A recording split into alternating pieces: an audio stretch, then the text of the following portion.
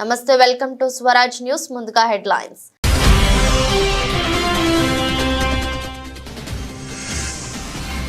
ఆదివాసీల గిరిజనుల అభ్యున్నతికి అధికారులు చిత్తశుద్ధితో కృషి చేయాలి. జిల్లా ఉన్నతాధికారులకు రాష్ట్ర గవర్నర్ జిష్ణుదేవ్ వర్మ సూచన.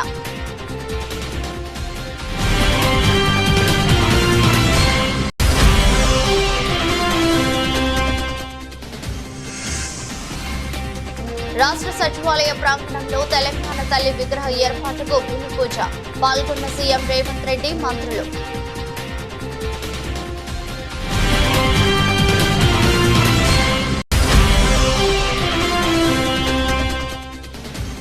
శ్రీకాకుళం నగరంలోని అన్ని డివిజన్లలో మౌలిక సదుపాయాలు కల్పనకు కృషి చేస్తాం. పలు చోట్ల రోడ్లపై శంకుస్థాపన చేసిన ఎమ్మెల్యే గొండు శంకర్.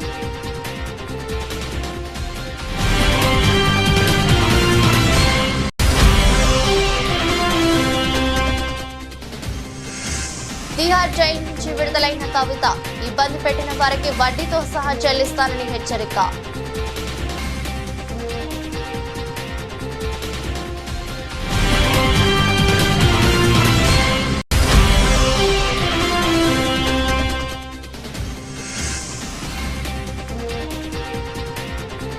నేటి నుంచి ప్యారిస్ పారాలింపిక్స్. భారీ బృందంతో బరిలో భారత్.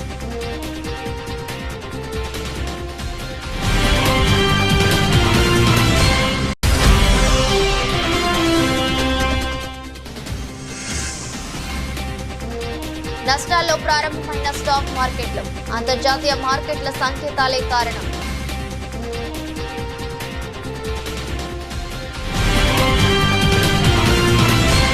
అడవిని నమ్ముకుని జీవించే నిర్మలమైన మనసు గల ఆదివాసీల గిరిజనుల అభ్యున్నతికి అధికారులు చిత్తశుద్ధితో కృషి చేయాలని రాష్ట్ర గవర్నర్ జిష్ణుదేవ్ వర్మ సూచించారు. తెలంగాణ రాష్ట్ర గవర్నర్ జిష్ణుదేవ్ వర్మ 3 రోజుల పర్యటనలో భాగంగా ములుగు జిల్లాకు చేరుకున్నారు. గవర్నర్ ముందుగా యాదాద్రి జిల్లా పర్యటన అనంతరం రోడ్డు మార్గంలో ములుగు జిల్లా R&B గెస్ట్ హౌస్ కు చేరుకున్నారు. సంప్రదాయ నృత్య ప్రదర్శనలతో మహిళలు, చిన్నారులు గవర్నర్ కు స్వాగతం పలికారు. అనంతరం కలెక్టరేట్ కాన్ఫరెన్స్ హాల్లో జిల్లా ఉన్నతాధికారులతో ప్రత్యేకంగా భేటీ అయ్యారు. జిల్లా కలెక్టర్, ఎస్పీ, డిఎఫ్ఓ పలు ములుగు జిల్లా సమగ్ర అభివృద్ధికి పవర్ పాయింట్ ప్రెజెంటేషన్ ఇచ్చారు. గవర్నర్ జిల్లా అభివృద్ధిపై ఆసక్తి చూపారు.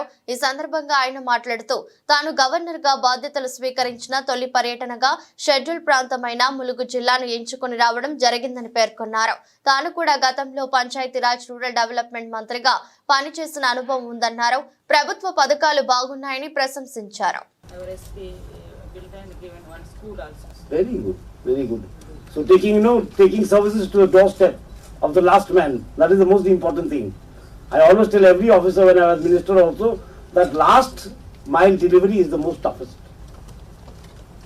To give the last mile service is the most toughest. Building a 100-story building in Hyderabad is not tough anymore. Taking all these benefits of central government and state government, at the vision of the chief minister and the prime minister and the RD minister to the last man is the challenge. And that's where the collector comes in actually. He is the vehicle of taking the services to the last man. And it is being done here. And this is upcoming district, there is going to be a medical college, there is going to be a university, Tribal University, which is a landmark milestones in development. So it's inclusive growth is going on, and how to make it more intensive and more inclusive, that is what we have to think about. Thank you all for coming. It's nice to have come to the district, and this is my first district. I have started with the tribal district. With the RD Minister district. I was also RD Minister by the way. I was RD and PR like that. I was also RD and PR Minister for 5 years. Hyderabad లోని గోషా మహల్లో Osmania general hospital కొత్త భవనాన్ని నిర్మించాలని ముఖ్యమంత్రి రేవంత్ రెడ్డి అధికారులను ఆదేశించారు. అందుకోసం Gosha Mahal police stadium, police sports complex కలిపి దాదాపు 32 ఎకరాల స్థలాన్ని వెంటనే వైద్య ఆరోగ్య శాఖకు బదిలీ చేయాలని అధికారులను ముఖ్యమంత్రి ఆదేశించారు. రాష్ట్ర ప్రభుత్వం అత్యంత ప్రాధాన్యంగా ఎంచుకున్న speed, smart, proactive efficient and effective delivery ప్రణాళికలలో ఉన్న వివిధ అభివృద్ధి పనులపై ముఖ్యమంత్రి సచివాలయంలో సమీక్ష సమావేశం నిర్వహించారు. వైద్య ఆరోగ్య శాఖ మంత్రి దామోదర్ రాజనరసింహ ఇతర అధికారులు ఈ సమావేశంలో పాల్గొన్నారు. స్పీడ్ జాబితాలో ఉన్న 19 పనుల్లో ఉస్మానియా ఆసుపత్రి కొత్త భవన్ నిర్మాణం, 15 కొత్త నర్సింగ్ కాలేజీలు, 28 కొత్త పారామెడికల్ కాలేజీలు, జిల్లాల్లో సమాఖ్య భవనాల నిర్మాణాలకు సంబంధించిన ప్రణాళికలను సీఎం చర్చించారు.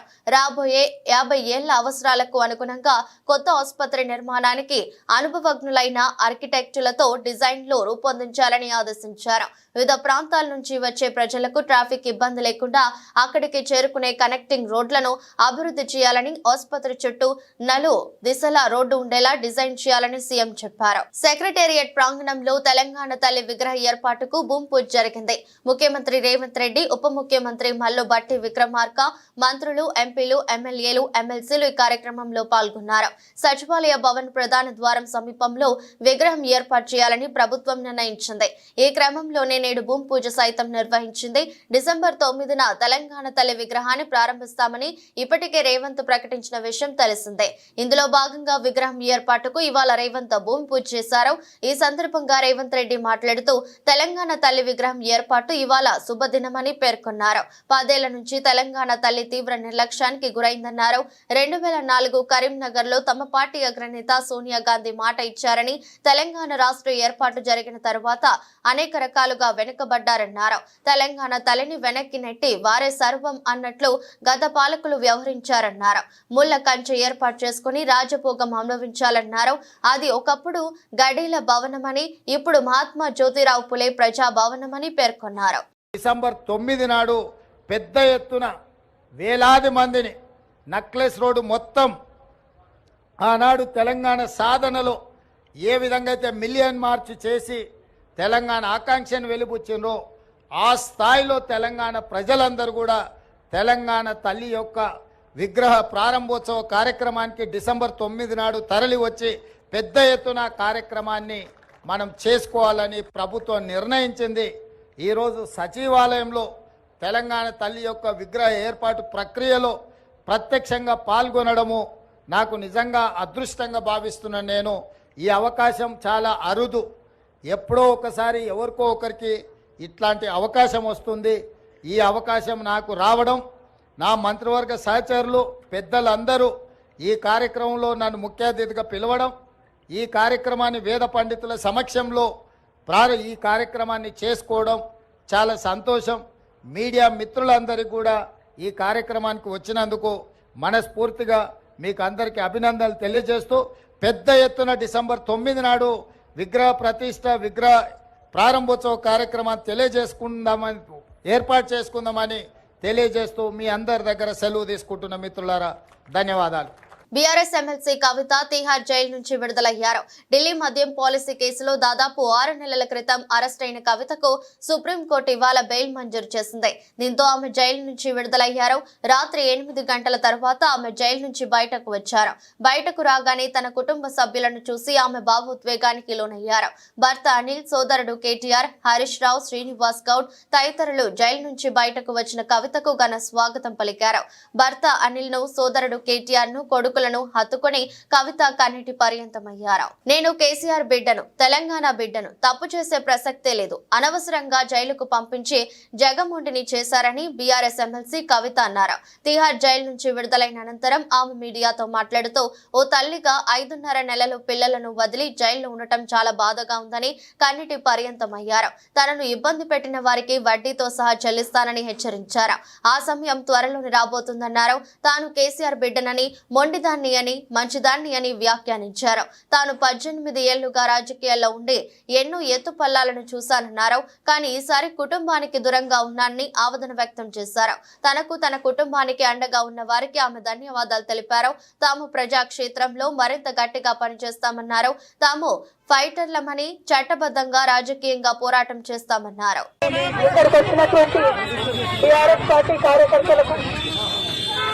అందరికీ మీడియా మిత్రులకు హృదయపూర్వకంగా నమస్కారం.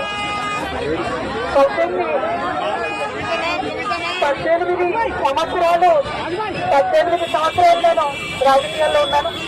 ఎన్నో ఎత్తుకోవాలని చూశాను. కానీ ఒరిజినల్ గా నాకైనా నా కుటుంబానికైనా ఒక తల్లిగా పిల్లల్ని వదిలి 5.5 నెలలు ఉండడం అన్నది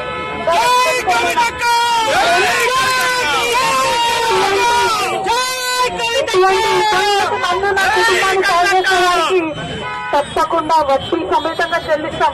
సమయం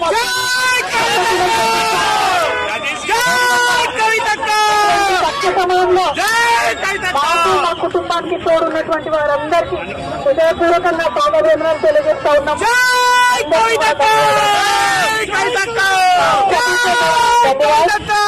सभी को मेरा धन्यवाद। 5.5 महीने के बाद आज फैमिली से, मेरे बेटे से, पति से, मेरे भाई से, सबसे मिलकर थोड़ा हम भावुक हो गए हैं, लेकिन इस स्थिति का लिए जो ఏపీలో కూటమి ప్రభుత్వం అధికారంలోకి వచ్చాక దాడులు, హత్యలు, అక్రమాలు తప్ప ఈ 3 నెలల్లో వాళ్ళు చేసింది ఏమీ లేదని వైసీపీ మాజీ ఎమ్మెల్యే కాసు మహేష్ అన్నారు. గురజాల నియోజకవర్గం పిడుగురాళ్ల మండలం జూలకల్లులో దళిత మహిళ మనీషా తన తండ్రి రేషన్ షాపును ఆయన చనిపోయాక చూసుకుంటుంటే టీడీపీ అధికారంలోకి వచ్చాక షాపు తీసేయడమే కాకుండా అక్రమ కేసులు పెడతామని హింసించడంతో కాలువలో దూకి ఆత్మహత్య చేసుకుందని, ఇంతకన్నా దుర్మార్గం ఇంకొకటి ఉండదని మండిపడ్డారు. ముఖ్యంగా ఎస్సీ ఎస్టీలపై దాడులు చేస్తున్నారని, పోలీసులు వెంటనే దీనిపై చర్యలు తీసుకోవాలని డిమాండ్ చేశారు. వేధింపులకు బలైన మనీషా కుటుంబానికి అండగా ఉంటామని మాజీ ఎమ్మెల్యే కాసు మహేష్ భరోసానిచ్చారు. తెలుగుదేశం ప్రభుత్వం ఆంధ్ర రాష్ట్రంలో వచ్చినప్పటి నుంచి దాడులు, అక్రమాలు, హత్యలు తప్పితే ఈ గడిచిన 3 నెలల్లో వరేదేమైనా చేశారా అనడానికి ఎటువంటి పని లేకుండా పోయింది. ఈరోజు ఎంత దుర్మార్గం అంటే జూలకల్లు గ్రామం పిడుగురాళ్ల మండలం గురజాల నియోజకవర్గంలో ఒక దళిత మహిళ, ఎస్సీ మహిళ, పాప వాళ్ళ నాన్న కోటా రేషన్ బియ్యం కోటా చేసుకునేవాడు, 15 సంవత్సరాలు. ఆయన చనిపోయిన తర్వాత కూతురికి వచ్చింది. ఆమె కోటా తీసేయటమే కాకుండా వచ్చిన 3 నెలల్లోనే వాళ్ళ కడుపు కొట్టి వాళ్ళకున్న రేషన్ కోటాను తీసేయటమే కాకుండా తెలుగుదేశం నాయకులు 70-80 వేలు కడతావా సస్తావా, లేకపోతే నీ మీద అక్రమ కేసులు పెడతాం, నిన్ను హింసిస్తామని బెదిరించడంతో మరి పాపం ఈరోజో నిన్న రాత్రో ఆత్మహత్య చేసుకుంటామని లెటర్ రాసి కాలువలో దూకిందని ఇందాకే జూలకల్లులోని నాయకులు తెలియజేయడం జరిగింది. ఇంతకన్నా దుర్మార్గం ఈ తెలుగుదేశం ప్రభుత్వం, తెలుగుదేశం నాయకులకి మరొకటి ఉండదు. ఆడపడుచుల్ని, మరీ ముఖ్యంగా ఎస్సీ ఎస్టీ వర్గాలకు చెందిన వాళ్ళని ఈ రోజున అనకదొక్కాలి, వాళ్ళ కడుపు కొట్టాలని ఈరోజు వాళ్ళు చేస్తున్న ఈ చర్యలను తీవ్రంగా ఖండిస్తున్నాం. అంతేకాదు తక్షణమే అటువంటి వారి మీద చర్యలు తీసుకోవాలి. మరి ఆమె కొరకు పోలీసులు గాలిస్తున్నారని తెలుస్తుంది. దేవుడి దయ వల్ల ఆ అమ్మాయి బతకాలని ఆశిస్తున్నాం. రేపు ఖచ్చితంగా జూలకల్లు గ్రామానికి నేను, ఇతర వైఎస్ఆర్సీపీ నాయకులు పోతాం. అక్కడ నిజాలు తెలుసుకుంటాం. తదుపరి చర్యలు ఏముంటాయి కూడా మరి త్వరలోనే తెలియజేస్తామని తెలియజేస్తాం. MLC Kalvakuntla Kavitha BRS party కుటుంబ సభ్యులకు పేరు పేరున కృతజ్ఞతలు తెలియజేశారు. తిహార్ జైలు నుంచి బయలుపై మంగళవారం బయటకు వచ్చిన తర్వాత ఆమె పార్టీ వర్కింగ్ ప్రెసిడెంట్ కేటీఆర్, మాజీ మంత్రి హరీష్ రావు, పార్టీ పార్లమెంటరీ నేత కేఆర్ సురేష్ రెడ్డి, ఎంపీలు దామోదర్ రావు, వద్దిరాజు రవిచంద్ర, ఎమ్మెల్సీలు, ఎమ్మెల్యేలు, పార్టీ నేతలతో కలిసి నేరుగా ఢిల్లీ వసంతి విహార్లోని తెలంగాణ భవన్ కు బయలుదేరారు. తెలంగాణ భవన్ లో ఆమెకు పార్టీ శ్రేణులు ఘన స్వాగతం పలికాయి. ఎమ్మెల్సీలు, మాజీ మంత్రులు, ఎమ్మెల్యేలు, మాజీ ఎంపీ మాలోద్ కవిత, మాజీ ఎమ్మెల్యేలు బాల్కా సుమన్, మాజీ ఎమ్మెల్సీలు తదితరులతో కవిత సమావేశం జరిగింది. ఈ సందర్భంగా పార్టీ వర్కింగ్ ప్రెసిడెంట్ కేటీఆర్ ఢిల్లీకి స్వచ్ఛందంగా వచ్చి కుటుంబానికి, పార్టీకి అండగా ఉన్న ప్రతి ఒక్కరికి కృతజ్ఞతలు తెలియజేశారు. ఎమ్మెల్సీ కవిత మాట్లాడుతూ కష్టకాలంలో అండగా ఉన్న ప్రతి ఒక్కరికి కృతజ్ఞతలు తెలిపారు. బుధవారం మధ్యాహ్నం హైదరాబాద్ రానున్నట్టు వెల్లడించారు. సమావేశ మందిరంలోకి వచ్చిన తర్వాత ఆమెకు కేటీఆర్ మిఠాయి తినిపించి స్వాగతం పలికారు. వాహనదారులు ప్రతి ఒక్కరూ హెల్మెట్ తప్పనిసరిగా వాడాలని, హెల్మెట్ వాడకపోవడం చేతనే వాహన ప్రమాదాలలో 95% మరణాలు సంభవిస్తున్న ప్రకాశం జిల్లా పొదిలి సిఐ టి వెంకటేశ్వర్లు తెలిపారు. హెల్మెట్ వాడకంపై అవగాహన కల్పిస్తూ పట్నంలో భారీ బైక్ ర్యాలీ నిర్వహించారు. హెల్మెట్ వాడకంలో ఎటువంటి నిర్లక్ష్యం వహించరాదని, మనం సక్రమంగా ఉన్న ప్రమాదం ఏ రూపంలో వస్తుందో ఊహించలేమని, మనం మన కుటుంబం సురక్షితంగా ఉండాలంటే హెల్మెట్ తప్పనిసరిగా వాడాలని ఆయన విజ్ఞప్తి చేశారు. వాహనాలపై తప్పనిసరిగా రేడియం స్టిక్కర్స్ కూడా వాడాలని, చీకటిలో దాదాపు ప్రమాదాలను నివారించగలుగుతారని ఆయన తెలిపారు. పోలీస్ స్టేషన్ నుంచి బయలుదేరిన ర్యాలీ పెద్ద బస్టాండ్, చిన్న బస్టాండ్, విశ్వనాథపురం అడ్డరోడ్డు వరకు సాగింది.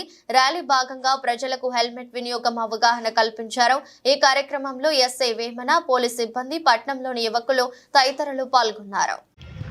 గౌరవనీయులు మా జిల్లా ఎస్పీ గారైన దామోదర్ సార్ గారు ఆదేశాల మేరకు హెల్మెట్ ప్రమాదాల వల్ల ఎంతోమంది 90% ఆఫ్ ది యాక్సిడెంట్ డెత్స్లో ఎక్కువ మంది హెల్మెట్ లేకపోవడం వల్లే చనిపోతున్నందున మొదటి విడతగా ప్రజలందరికీ అవేర్నెస్ చేపడదామనే ఉద్దేశంతో మా డిఎస్పీ గారు లక్ష్మీనారాయణ గారి ఆదేశాల ప్రకారం ఈరోజు హెల్మెట్ ఉంటే దాని ఆవశ్యకత గురించి తెలియజేయడానికి మన పొదిలి పట్టణంలో కుర్రవాళ్ళతోటి మా స్టాఫ్ తోటి పొదిలి ఎస్ఐ గారితో ఈ ర్యాలీ చేపట్టడం జరిగింది.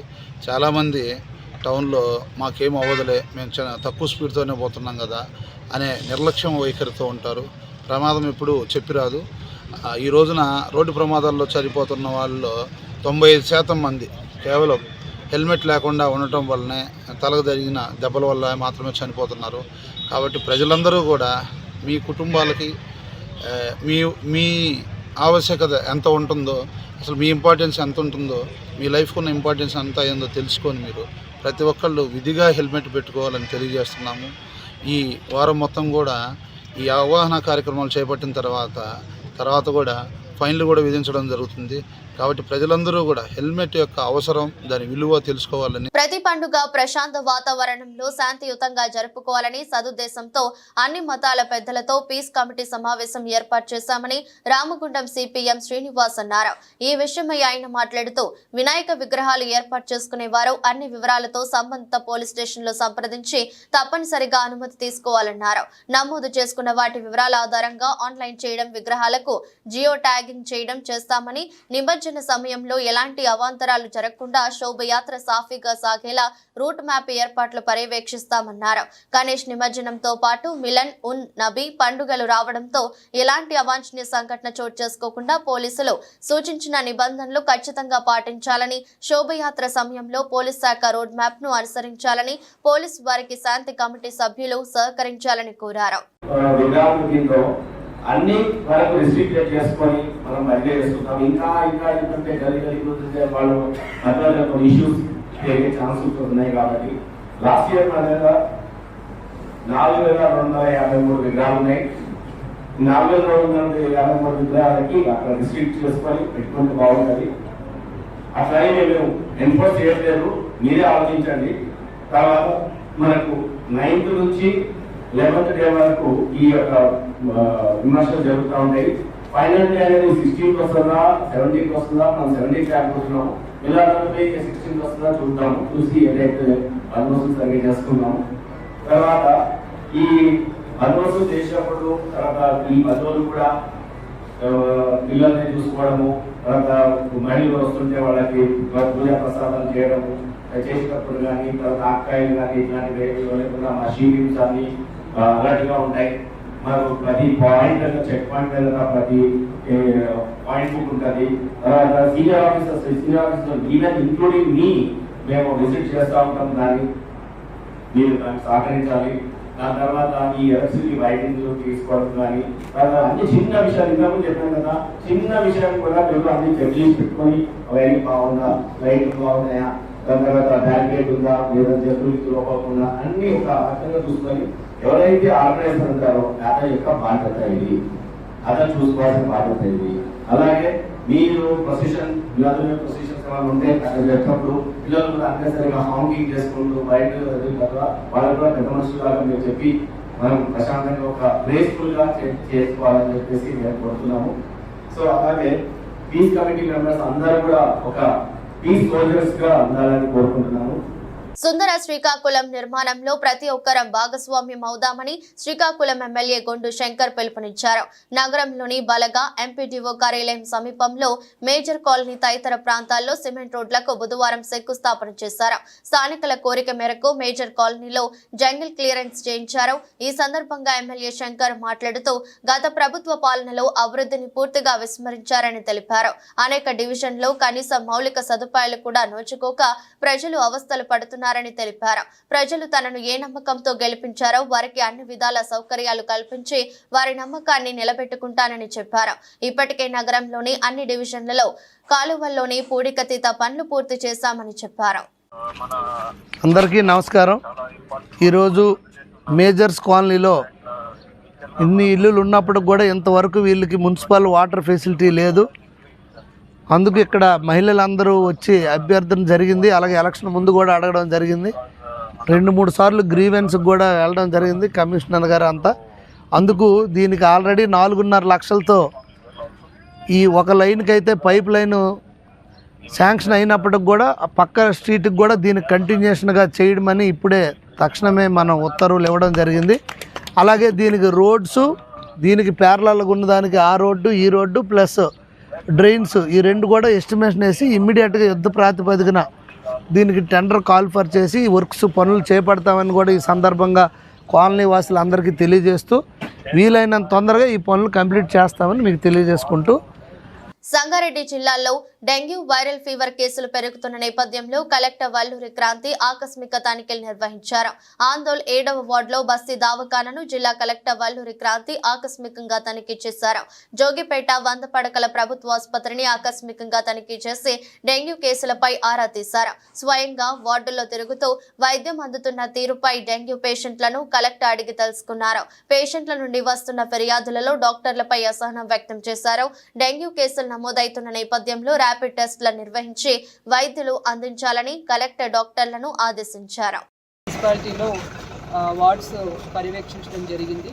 ప్రతి వార్డులో కూడా మున్సిపాలిటీ తరపు నుంచి 3 మెంబర్స్తో ఒక టీం అన్నది వేయడం జరిగింది. ఇక్కడ మెప్మా నుంచి రిసోర్స్ పర్సన్స్, హెల్త్ నుంచి ఆశా ఏఎన్ఎంస్, అలానే మున్సిపాలిటీ నుంచి వార్డ్ స్పెషల్ ఆఫీసరు, అలానే శానిటేషన్ జవాన్స్తో ప్రతి వార్డుకు కూడా ఒక టీం వేయడం జరిగింది. ఈ టీం వాళ్ళు ప్రతి ఇంటికి కూడా తిరిగి ఆ ఇంట్లో శానిటేషన్ మెయింటైన్ చేస్తున్నారా లేదా, నీళ్లు నిల్వ లేకుండా చేస్తున్నారా లేదా, ఎక్కడైనా నీళ్లు నిల్వ ఉంటే వాటిని తొలగించడం, అక్కడున్న ఇంటి వాళ్ళకి అవేర్నెస్ చేయడం, ఆ ఇంటి వాళ్ళలో ఎవరికైనా జ్వరం ఉంటే ఇమీడియట్గా వాళ్ళకి మెడికల్ ట్రీట్మెంట్ ఇవ్వడం, ఇవన్నీ కూడా చేసే విధంగా మనం టీమ్స్ ఏర్పాటు చేసి ప్రతిరోజు కూడా డ్రై డే పాటించాలి అని ఒక అవేర్నెస్ కార్యక్రమాలు మనము ఆందోళన మున్సిపాలిటీలో టేకప్ చేయడం జరిగింది. ఇక్కడ మొత్తం 17 వరకు ఇప్పుడు డెంగ్యూ కేసెస్ రావడం జరిగింది. ఏరియా హాస్పిటల్ కూడా దీంట్లో భాగంగా ఇన్స్పెక్ట్ చేయడం జరిగింది. దీంట్లో ఎవరైతే డెంగ్యూ పాజిటివ్ వచ్చారో వారి ట్రీట్మెంట్ ఏ విధంగా ఇస్తున్నారన్న తెలుసుకోవడం జరిగింది. ఇంతవరకు అయితే 100% అందరికీ కూడా జ్వరాలు తగ్గి ఎటువంటి ఇబ్బంది లేకుండా కూడా వాళ్ళు తిరిగి వెళ్ళడం జరిగింది. కాబట్టి ప్రజలందరికీ కూడా విన్నవించేది ఏంటంటే ఇంటి లోపల పరిశుభ్రత అన్నది చాలా చాలా ఇంపార్టెంట్. ఇంటి బయట కూడా పరిసరాల్లో కూడా పరిశుభ్రత అన్నది మెయింటైన్ చేయాలి. ఎక్కడ కూడా నీరు నిల్వ లేకుండా చేయాలి. నీరు నిల్వ ఉంటేనే దాంట్లో ఈ డెంగ్యూ దోమల యొక్క ఎగ్స్ లార్వా నుంచి దోమలు వచ్చే అవకాశం ఉంటుంది. కాబట్టి నీరు నిల్వ లేకుండా చూసే విధంగా ప్రజలందరూ కూడా జాగ్రత్త వహించాలని కోరుతున్నాను. Thank you. హైదరాబాద్ లో మరో దారుణం వెలుగు చూసింది. ఓయూ రూమ్ లో రహస్యంగా సీసీ కెమెరాలు పెట్టాడు ఓ దుర్మార్గుడు. రూమ్ లో దిగిన వాళ్ళ వీడియోను చిత్రీకరించాడు. తర్వాత ఆ వీడియోలు చూపించి బ్లాక్ మెయిలింగ్ కు పాల్పడ్డాడు. హైదరాబాద్ శివారు శంషాబాద్ లో వెలుగు చూసిన ఈ ఘటన నగర వాసులను ఉలిక్కిపడేలా చేసింది. ఓయూకు వస్తున్న యువతను టార్గెట్ చేస్తూ ఇంత నీచానికి పాల్పడిన ఓయూ హోటల్ ఓనర్ ను పోలీసులు అరెస్ట్ చేసి కటకటాల్లోకి పంపారు. శంషాబాద్ లో సీతా గ్రాండ్ పేరుతో ఒంగోలుకు చెందిన గణేష్ ఓయూ హోటల్ నడిపిస్తున్నాడు. శివారులో ఉండటంతో ఈ హోటల్ కు ఎక్కువగా యువత వచ్చేవారు. లవర్స్ రాసలీలకు ఇది అడ్డాగా మారింది. దీంతో హోటల్ కు వచ్చే యువతను టార్గెట్ చేసిన ఓనర్ రూముల్లో రహస్యంగా కెమెరాలు పెట్టించారు. బెడ్రూమ్ లోని బల్బులలో సీక్రెట్ కెమెరాలు పెట్టాడు. అందులో రికార్డ్ అయిన వీడియోలను ఆ జంటలకు చూపించి బ్లాక్ మెయిల్ చేస్తూ డబ్బులు వసూలు చేస్తున్నారు. చాలా మంది యువతి యువకులు అతనికి లక్షల్లో డబ్బులు ఇచ్చారని తెలుస్తోంది. పక్కా సమాచారంతో రైడ్ చేసిన పోలీసులు ఓయూ రూముల్లో అమర్చిన సీసీ కెమెరాలను గుర్తించారు. నిందితుడిని అరెస్ట్ చేశారు. ఈ ఘటన హైదరాబాదీలను షేక్ చేస్తోంది. నగరంలో వేల సంఖ్యలో ఓయూ హోటల్స్ ఉన్నాయి. చాలా వాటిలో ఇలాంటి పరిస్థితులే ఉండవచ్చని అనుమానాలు వ్యక్తమవుతున్నాయి. ఓయూ హోటల్ కు వెళ్లడం మంచిది కాదని పోలీసులు హెచ్చరిస్తున్నారు. తొమ్మిడికుంట చెరువును ఆక్రమించి అనుమతులు లేకుండా నిర్మించారంటూ అక్కినేని నాగార్జునకు చెందిన ఎన్ కన్వెన్షన్ ను హైడ్రా అధికారులు ఇటీవల నేలమట్టం చేసిన విషయం తెలిసిందే. ఈ కూల్చివేతపై ప్రముఖ సినీ నటుడు నాగార్జున కొడుకు హీరో నాగ చైతన్య స్పందించాడు. ఎన్ కన్వెన్షన్ కూల్చి కూల్చివేతకు సంబంధించి నాన్న ఎక్స్ వేదికగా అన్ని వివరాలు చెప్పారని అన్నారు. ఈ విషయం ఇప్పుడు మాట్లాడొద్దని అన్నారు. హిమాయత్ నగర్ లో ఓ వస్త్ర దుకాణం ప్రారంభోత్సవానికి అతిథిగా నాగ చైతన్య వచ్చారు. ఈ సందర్భంగా ఆయనను మీడియా పలు ప్రశ్నలు అడిగింది. తన పెళ్లి ఎప్పుడు ఎక్కడ జరుగుతుందనేది త్వరలోనే అందరికీ తెలుస్తుందని అన్నారు. హైదరాబాద్ లోనే మీ పెళ్లి జరుగుతుందా అని ప్రశ్నించగా ఇంకా నిర్ణయించుకోలేదని చెప్పారు. నటి శోభితా ధులిపాల నాగ చైతన్యకు ఈ నెల 8న నిశ్చితార్థం జరిగిన విషయం తెలిసిందే. ఈ నేపథ్యంలో మీడియా పెళ్లి గురించి ప్రశ్నించగా ఈ సమాధానం ఇచ్చారు. ఇక ప్రస్తుతం షూటింగ్ జరుపుకుంటున్న తండేల్ సినిమాపై కూడా ఆయన స్పందించారు. తండేల్లో తన పాత్ర అత్యంత సవాల్తో కూడుకున్నదని, ఇది యథార్థ సంఘటన ఆధారంగా రూపుదిద్దుకుంటోందని అన్నారు. తన ప్రస్తుత లుక్ తండేల్ సినిమా కోసమేనని వెల్లడించారు. కాగా సినిమా చందు మొండేటి డైరెక్షన్ లో రూపొందుతోంది. దాని గురించి ఎందుకండి, ఇప్పుడు తస్వా స్టోర్ ఓపెనింగ్ గురించి ఉన్నాము, దాని గురించి ఏదైతే కమెంట్స్ ఉన్నాయో నాన్న ఆల్రెడీ ట్విట్టర్ లో పెట్టారు ఒఫీషియల్ గా. So we leave it at that for now. తర్వాత మాట్లాడు దాని గురించి.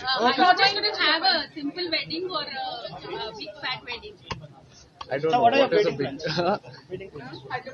నాకు పెళ్ళంటే it's always to have people who mean a lot to me.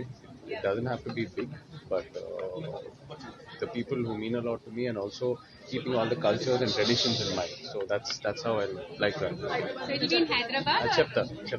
Paris Paralympics కు మరికొన్ని గంటల్లో అట్టహాసంగా తెరలేవనుంది. సుదీర్ఘ ఒలింపిక్స్ చరిత్రలో కానీ విని ఎరుకని రీతిలో చారిత్రక సీన్ నదిపై ఆరంభ వేడుకలతో ప్రపంచ దృష్టిని ఆకర్షించిన పారిస్ మరోమారు అలరించేందుకు ముస్తాబవుతోంది.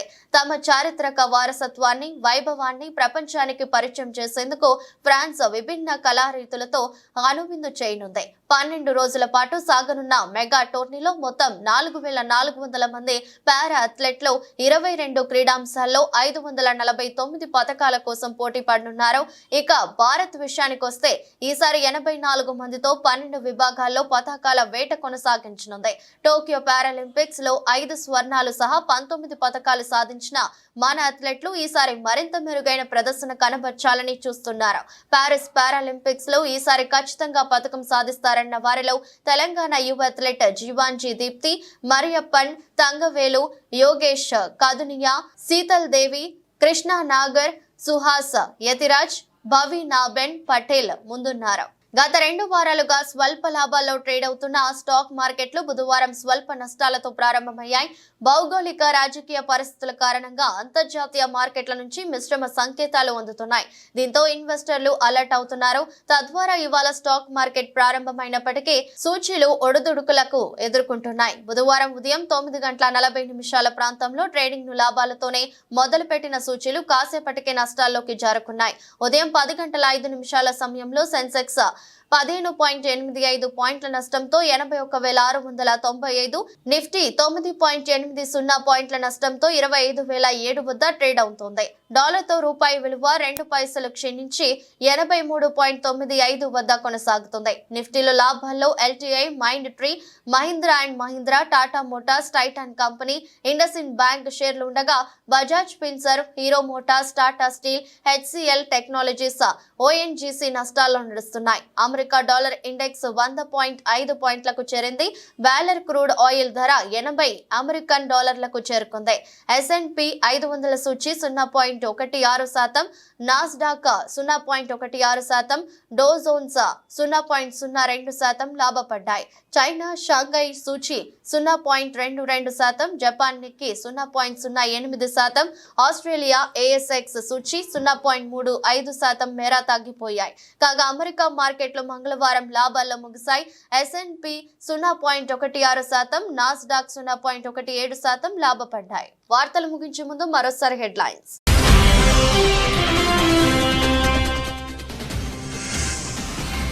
ఆదివాసీల గిరిజనుల అభ్యున్నతికి అధికారులు చిత్తశుద్ధితో కృషి చేయాలి. జిల్లా ఉన్నతాధికారులకు రాష్ట్ర గవర్నర్ జిష్ణుదేవ్ వర్మ సూచన.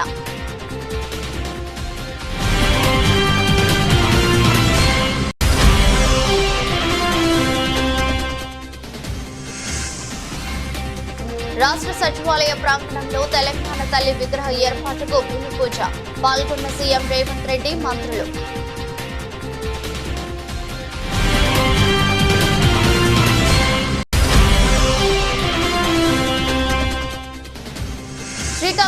నగరంలోని అన్ని డివిజన్లలో మౌలిక సదుపాయాలు కల్పనకు కృషి చేస్తాం. పలు చోట్ల రోడ్లపై శంకుస్థాపన చేసిన ఎమ్మెల్యే గొంటు శంకర్.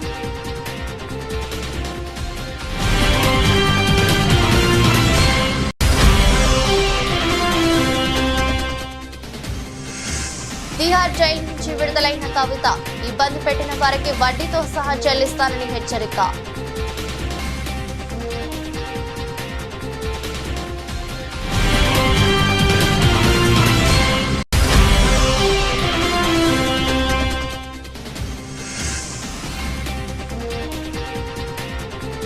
నేటి నుంచి ప్యారిస్ పారాలింపిక్స్ భారీ బృందంతో బరిలో భారత్.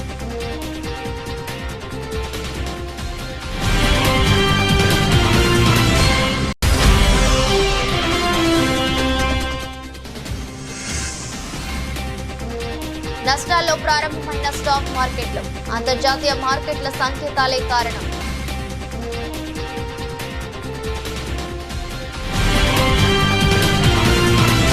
ఇది రోజు బులెటిన్. మరో బులెటిన్లో మళ్ళీ కలుద్దాం.